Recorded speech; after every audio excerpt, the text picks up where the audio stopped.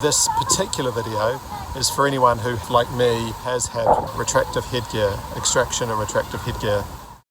After getting some maxillary expansion and unhinging my locked back jaw, I now have enough room for my jaw to swing a bit more forward, but I can't hinge it up to where it wants to be because this is still in the way.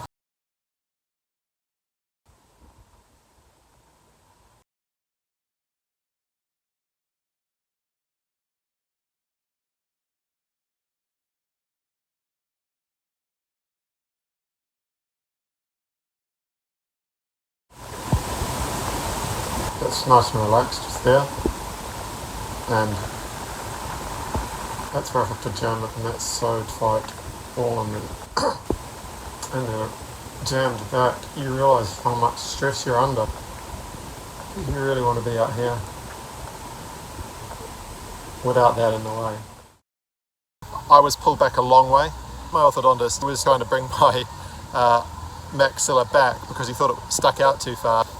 So he pulled it back to the incorrect mandible position. There's a propensity amongst the orthodontic industry to require a peer-reviewed study of even the most obvious things. You know, sometimes you just have to say, look, the grass is green. I don't need a clinical study to tell me that because I can see it. And in my case, I can also feel it. Hard mewing.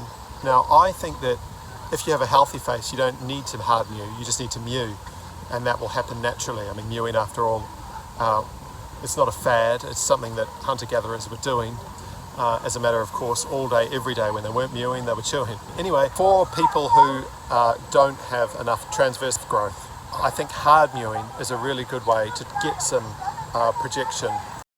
Now, the other thing I'm going to suggest, and that I've been doing, and that gives me freedom, particularly in the sphenoid area, but also even in the temporal area, is face pulling.